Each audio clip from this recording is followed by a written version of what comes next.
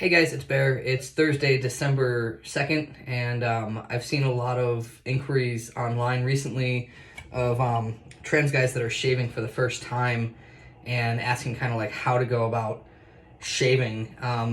One of the things that a lot of people don't realize is that trans people, having gone through first puberty and getting a lot of education from their parents as their birth gender, we don't have that kind of parental guidance over how to go about doing things for the first time. And that's goes for a lot of things. But one of the biggest things for trans guys is as our facial hair starts to come in, it's not often even, and we have to learn how to shave kind of by ourselves. There's some great online tutorials already, but I just wanted to kind of knock one out for you because I've gone the last week or two without shaving because I was on leave. So I was about to shave for the first time and figured why not. So this also goes for some of the guys that are going to BMT for the first time. A lot of people during BMT, they have to shave for maybe the first time ever, and their face just really breaks out. One of the biggest mistakes is that they don't bring the right products with them. You are allowed to bring products with you to BMT, including like a bath and shower gel and including your facial care products. So starting from the top, you want to bring with you, or you want to get, whatever, your really good shaving cream. Don't shave your face with soap and the cheap like Barbasol kind of products. They're really just not great for your face. Your face will tend to get like really raw, break out, and shaving hurts, right? So I use Nivea products for the most part, the sensitive skin products. Also, if you have a couple days or a week's worth of growth on your face, you want to pre-shave. You want to trim first. Shaving long, developed, rough hairs off your face is going to pull rather than cut, and it's going to hurt, and you're going to end up going over the area over and over again, and that's also going to create irritation. I already did that, so you can't really see my scruff right now, but I go first with just a basic trimmer. This is like a cheap Walgreens one. I probably invest once a year in a new one because they break. You can go ahead and pay for a better one, whatever works for you. You're not going to be able to have one of these during BMT if you're watching for those reasons. So you want to like go ahead and pre-shave before you even show up. Like before BMT, I shaved my mustache off. It was super traumatizing.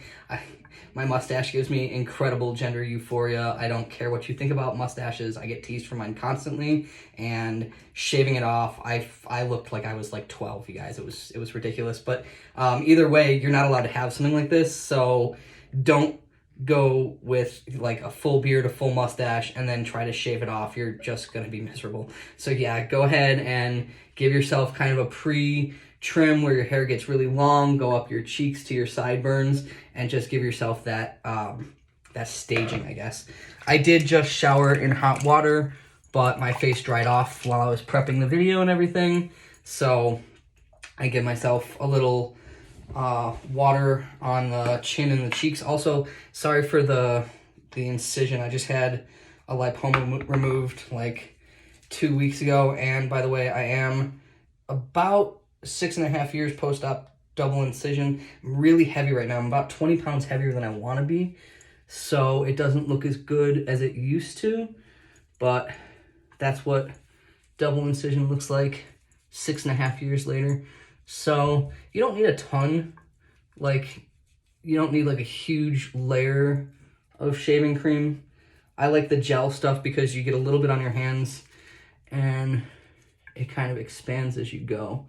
Work all the way up to the sideburns, all the way up to where you're going to want to get on your lips and everything, and then underneath where we get that chin strap, right? And then a little bit on the throat as well, because your hair does grow down your throat right there.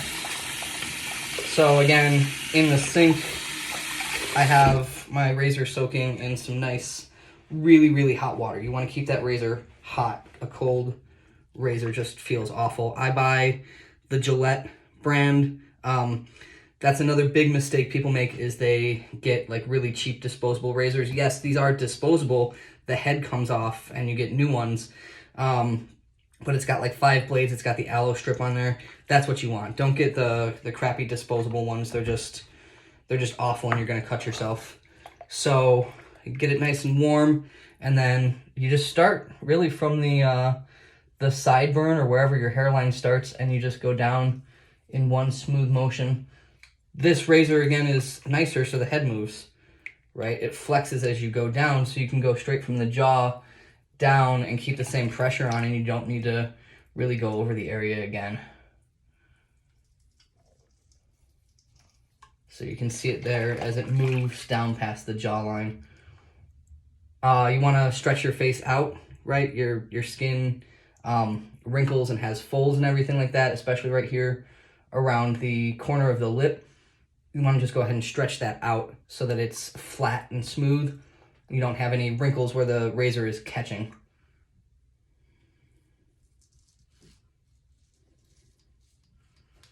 All right, so that's the cheeks.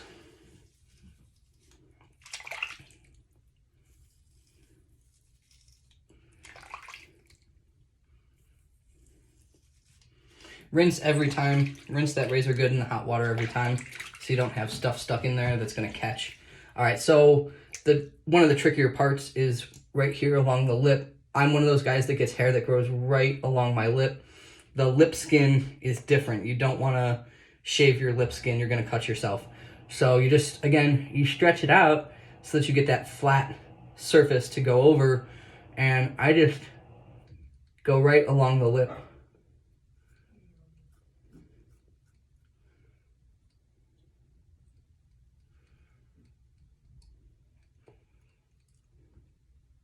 So that's a little tedious. You want to hit that area a little bit slower and more cautiously. And then I get a lot of really thick hair right here. You can hear it as it cuts through it. Unfortunately, it grows in blonde and really sparse, so you know I don't grow a great goatee, but it is what it is. Again, I go through this area really, really slowly and cautiously because there's a lot of wrinkles. I also have a lot of scarring from acne from both puberties and from chickenpox. And then you want to go in the direction that the hair grows. Don't go against the grain, except where you get really, really dark growth. So again, I do get dark, coarse growth under here. The hair grows this way. That's the one spot where I'll stop and go back and just kind of gently go against the grain. Gives me a smoother, closer shave if that's something that you need. And then just a little touch up as we go down around the throat and the Adam's apple. So go ahead and rinse in really hot water again. Nothing too crazy. Dry, pat dry. Don't kind of rub. Check for your shaving cream around your ears. There's nothing like showing up to work with shaving cream on your ear.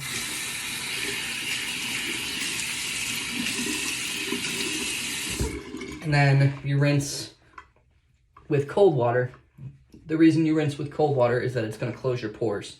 So as you kind of go about your day, or you put any kind of product on, that product's not getting in your pores and building up and creating like acne and stuff like that. And then I go ahead and I use an aftershave.